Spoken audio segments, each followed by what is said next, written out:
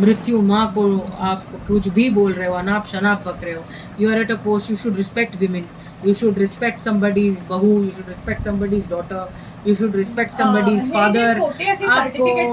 आपको इस बात का एहसास होना चाहिए बेसिकली कि आप इतने बड़े पोस्ट पे हो, आपकी भी बहू बेटियां डेफिनेटली जरूर है, तो आप उनको सोच आप मैंने उनको तो कभी नहीं देखा ये सवाल और जवाब के माध्यम से, तो आप उनकी बहू बेटियों के उनके भी पिक्चर्स होंगे, उनका भी कुछ होगा, तो आप सोचिए इतने गिरा हुआ काम करना ये तो मुझसे नहीं हुआ. I will personally say that आप बहुत रिस्पेक्टेड इंसान हैं, आप अपनी क्लास में चलिए, आपको आपका क्या इरादा है मुझे तो समझ नहीं आती है, but you are definitely creating a false image, definitely you are tarnishing name of a woman. आपने एक बैठे एक क्रिमिनल लॉयर को, एक लॉयर है जो औरतों के लिए लड़ती है, उसकी सेफ्टी के लिए लड़ती है, एक औरत है जो केसेस लेती है, आपने उस औरत को डॉन बोल दिया, आपने एक संविधान के इंसान को डॉन बोल दिया. मतलब आप कितने गलत हो सकते हो. आपने वो नहीं चला तो आपने गलत ट्वीट कर दिया जहाँ दुबई बोला गया. आपको पासपोर्ट चेक कीजिए. आप एक ब्यूरोक्रेटिक ऑफिसर के ऊपर इल्जाम लगाने से पहले आप अपने वेरिफिकेशंस कीजिए. आप सुबह उठ के कोई भी माध्यम से किसी को कुछ नहीं बोल सकते. आप गलत हो इस मामले में. It is morally, ethically and principally wrong whatever you are doing, and it is even legally wrong to do that. आप कोई भी माध्यम से कोई भी चीज आप एक 75 इयर्स ओल्ड के एक्स पुलिस मैन को गलत सर्टिफिकेट्स बोगस सर्टिफिकेट बनाने का इल्जाम दे रहे हो.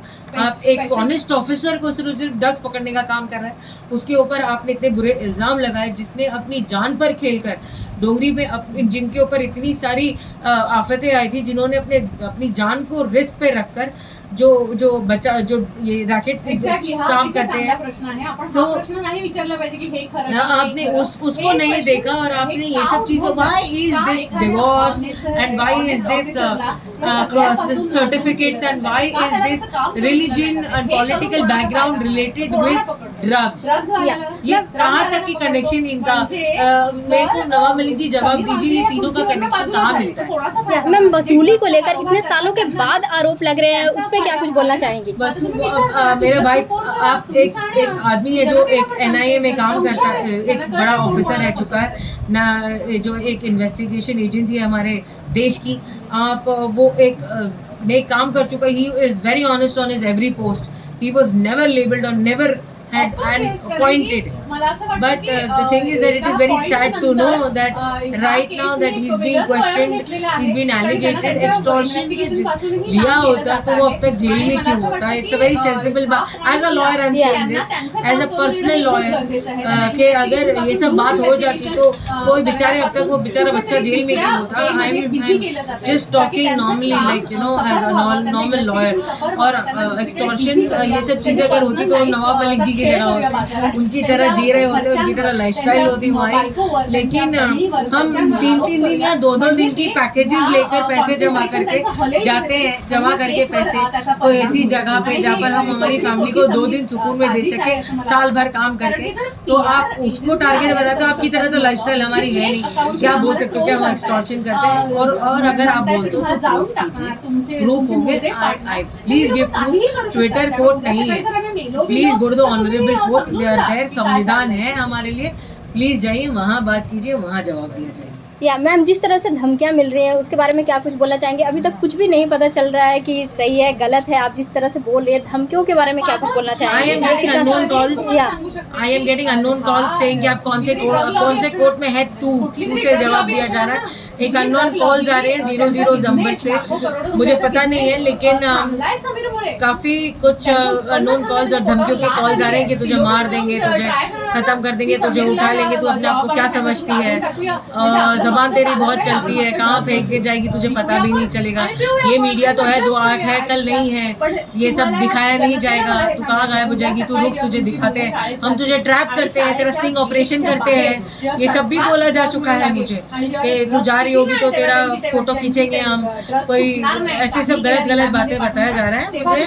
और मुझे डर है, मुझे काफ़ी डर लगता है, मेरी फैमिली के लिए डर लगता है। फॉर अस तो क्रिमिनल्स को झेलना तो हमारा डेली काम, लेकिन मेरी फैमिली के लिए सर्टेनली, मेरे भाई के बच्चों के लिए, मेरे खुद के बच्चों के लिए, मेरी भाभी के लिए मुझे काफ़ी डर लगता है। जिस तरह से आरोप लग रहे हैं, क्या कुछ अगर कोर्ट में जाना होगा तो आप केस लड़ेंगे, क्या कुछ बोलना चाहेंगे आप एक संविधान के इंसान को ये सवाल पूछ रहे हो, मैं इसका जवाब आज नवाब मलिक जी के भाषा में दूंगी। अगर मैं कोर्ट जाती हूँ या कोई भी पेपर देते हैं तो मैं उसे ट्विटर पे ट्वीट करना इस बार पसंद करूँगी। ओके मैम, जिस तरह से समीर वानखेड़े इतने बड़े पोस्ट पे हैं और अब आरोप लगने स्टार्ट हुए हैं, तो क्या कुछ रीजन लगता है आपको? आप ही बताइए, आपका सवाल में ही आपका जवाब है। इतने दिन से जब मेरा भाई जो एक बहुत ही ऑनेस्ट ऑफिसर है, जब से वो रात भर वो होता है नहीं घर पे, दिन भर वो नहीं होता, वो बराबर से he doesn't eat his food, he is on the mission of cleaning India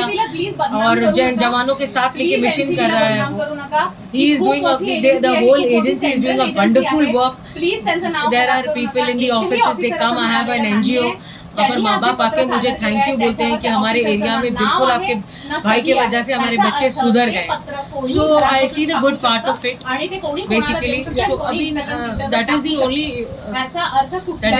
thing. हर एक बुरे के साथ एक अच्छा होता है, हर एक अच्छे के साथ बुरा होता है। मुझे पता है कि हम सब सच है, हम पूरा वानखेड़े परिवार सच है, तो सत्य में जीत ही होती है। So we are waiting for सत्य की जीत होगी। आपको जो करना है, आपको जो इल्ज़ाम लगाना है वो आप बिंदास लगाइए, क्योंकि हम अब बैठे हैं यहाँ पर। इस बात का ये सबूत है कि हम बैठे हैं यहाँ पर, आपका जवाब देते हैं। पहले एक बनाया गया था स्टार्टिंग से, एक 1 to 1 अगर आप सीक्वेंस देखोगे तो पहले मेरा नाम लिया गया विटनेस के साथ, फिर सेकंड आपने मेरा नाम, फिर मैं आई पिक्चर में, आपने मेरे न्यूज़ चैनल्स में मेरे जो स्टेटमेंट्स गए, फिर उन्होंने मेरे ऊपर ज़्यादा ध्यान दिया। फिर मेरे दुबई और मालदीव्स के फोटो, जो उनको पता भी नहीं है कि मेरी भाभी और मैं, उनकी फैमिली, मेरे भाई मेरे साथ थे, उनको ये पता भी नहीं है और मैं अकेली गई थी, उन्हें ये बात का पता नहीं है। प्रोटोकॉल लेवल होता है, पासपोर्ट चेक कीजिए, आप वेरिफिकेशन चेक कीजिए, आपको बात पता होना चाहिए।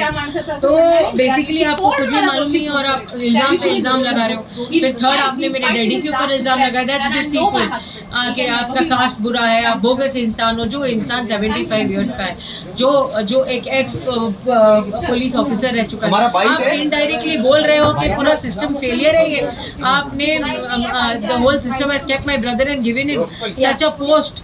आपने पूरे सिस्टम को फेलियर करार दिया। ये फेलियर कि आप सर्टिफिकेट चेक नहीं कर पाए, उनका नाम डिफरेंट है, आप सिस्टम फेलियर प्रूफ करना चाहते हो। इसके माध्यम से आप बोलना चाहते हो कि सब बोगस है, मैं ही सही हूँ, ये बोलना चाहते हो। आप पूरे सिस्टम को फेल बताना चाहते हो।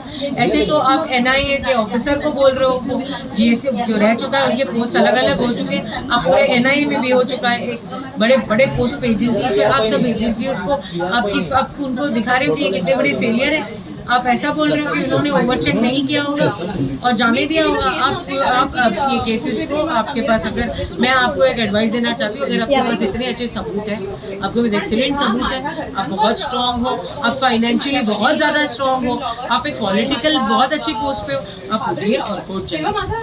जिस तरह से आर्यन खान का उन्होंने संभाल रखा था अभी तक का, उस पर क्या कुछ बोलना है? उन पे आरोप लग रहे हैं कि इतने करोड़ का। Right now I came to know with my lawyers that there was a affidavit filed by the advocate of Aryan Khan that he has Mr. Sameer Wankhede has no involvement in that, and that is a good news for our lawyers. But the thing is that it's sub judice और मुझे उसमें no comment है। ये case मेरे हाथ में नहीं होता तो definitely I would have given a statement. Yeah, ma'am. Thank you.